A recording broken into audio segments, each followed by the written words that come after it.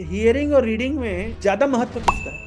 लेकिन एक interesting phenomena है जो रीडिंग में मिलता है, हियरिंग में नहीं मिलता है। रीडिंग के दो बेनिफिट जो हियरिंग से ज्यादा इफेक्टिव है। हियरिंग करते हैं तो वर्ड्स के साथ हमारा surface area and time of contact कम होता है। रीडिंग की खासियत यह है कि आपको सरफेस एरिया भी ज्यादा मिलता है और आपको टाइम ऑफ कांटेक्ट भी ज्यादा मिलता है। जो लोग रीडिंग करते हैं उनकी कॉन्शियसनेस और quality of understanding far better होती है केवल हियरिंग करने वालों से।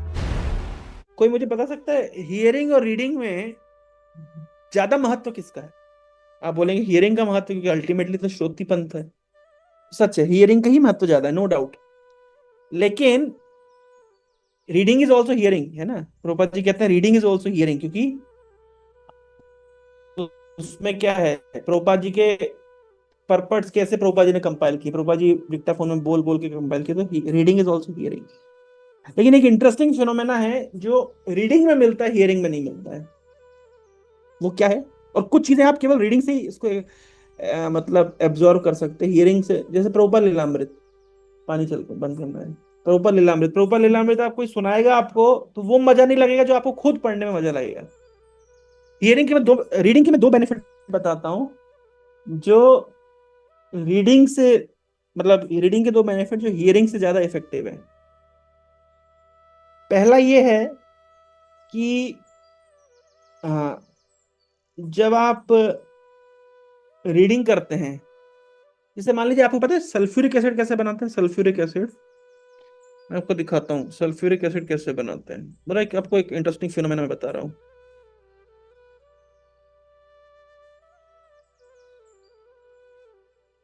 ये देखिए, ये एक स्क्रबर होता है, हाँ। एक स्क्रबर है, यहां से आता है वाटर, और यहां से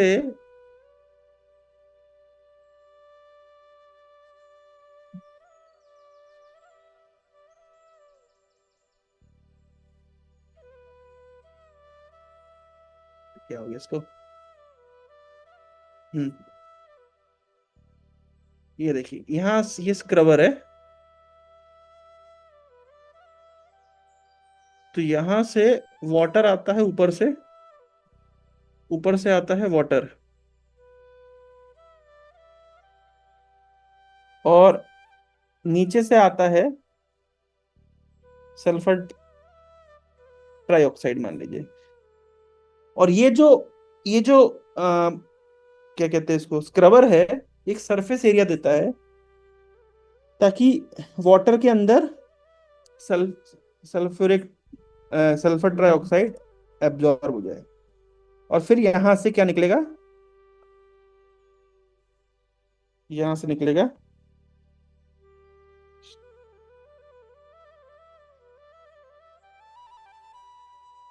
ठीक है, सल्फ्यूरिक एसिड यहां से निकलेगा। तो क्या हो रहा है, वाटर ऊपर से नीचे आ रहा है, नीचे से सल्फर ट्राइऑक्साइड जा रहा है, और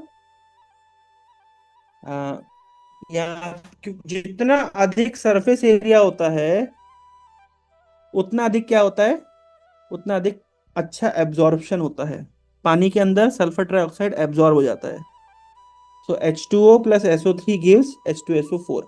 सीधा सा फॉर्मूला है ना। जैसे सल्फ्यूरिक एसिड ऐसे बनाया जाता है इंडस्ट्री में। अब बोले यहाँ पे क्या काम है, यहाँ पे उद्देश्य ये है कि जितना अधिक सरफेस एरिया होता है उतना अधिक एब्जॉर्प्शन होता है ना। हियरिंग करते हैं तो वर्ड्स के साथ हमारा surface area and time of contact कम होता है।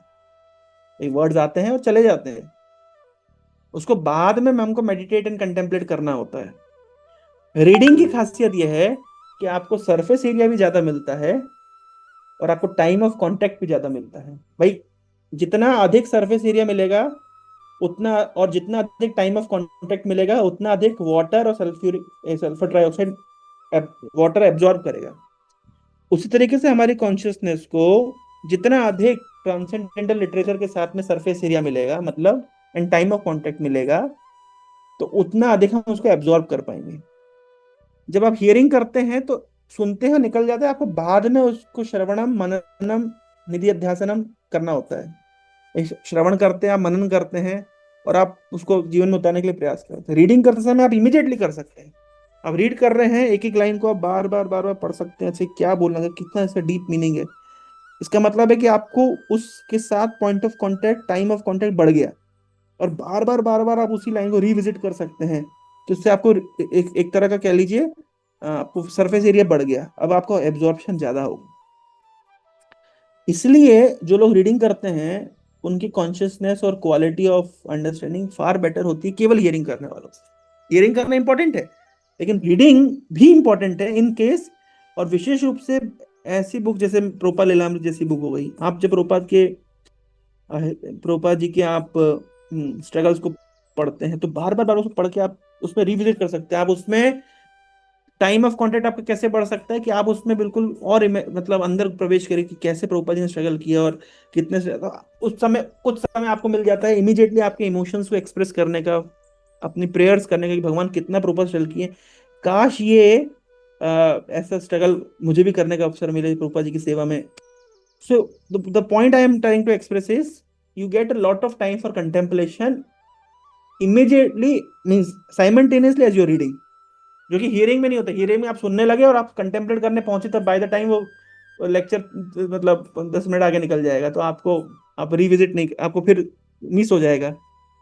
तो रीडिंग में आप इमीडिएटली रिकलेक्ट कर सकते हैं बार बार, और इमीडिएटली आप उसको रिविजिट कर सकते हैं, इमीडिएटली आप उसको बार बार कंटेम्पलेशन पे ला सकते हैं। और इसलिए कुछ समय, क्वालिटी समय निकाल करके हमें रीडिंग करना चाहिए। मैं रिसेंटली अभी रामचरितमानस पढ़ रहा था, तो मुझे काफी मतलब अच्छा लगा। बार बार कुछ कुछ पॉइंट तो अच्छे लगे, तो बार बार मैं उसको पढ़ता था, गाता था, गुनगुनाता था। काइंड ऑफ क्यों, I was getting much more time of contact and much more surface area for absorption, इस तरीके से। तो तो इन पुस्तकों को, विशेष रूप से भक्तों की बायोग्राफीज को रीडिंग करना इज वेरी पावरफुल। केवल लेक्चर सुन लेना, दो कभी कभी होता है ना, केवल किसी भी आचार्य की जीवनी के ऊपर लेक्चर सुन लेते हैं, वो लेक्चर उतना असर नहीं देगा जितना आप उनके आचार्य की जीवनी को पढ़ेंगे, है ना। तो आज पहला शिक्षा आज की ये है कि हम आचार्यों की जीवनी को पढ़े, केवल सुने ना, पढ़े भी।